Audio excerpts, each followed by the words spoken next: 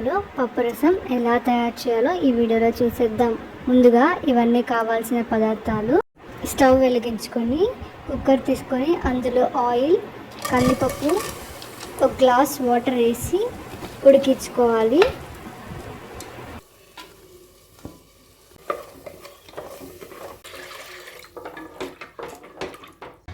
రెండు విజిల్ వస్తే సరిపోతుందండి.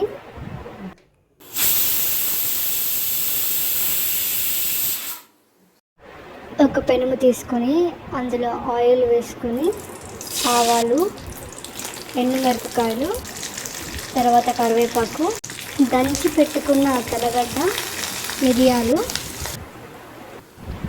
పసుపు వేసుకొని బాగా మిక్స్ చేసుకోవాలి.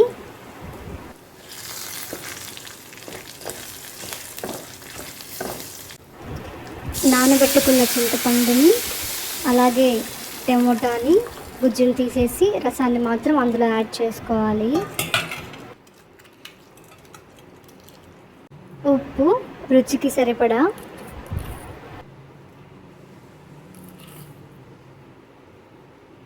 కుక్కర్లో ఉడికించుకున్న పప్పుని తీసుకొని ప్రెషర్ పోయిన తర్వాత ఈ విధంగా చేసుకోవాలి.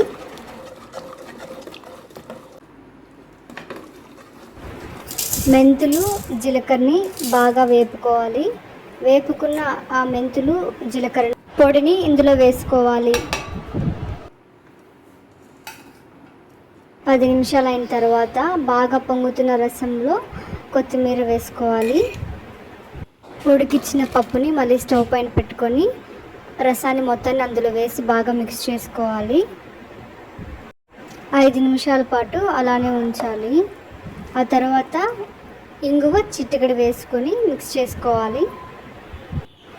అంతే, ఎంతో సులభమైన రుచికరమైన పప్పు రసం రెడీ అయిపోయింది.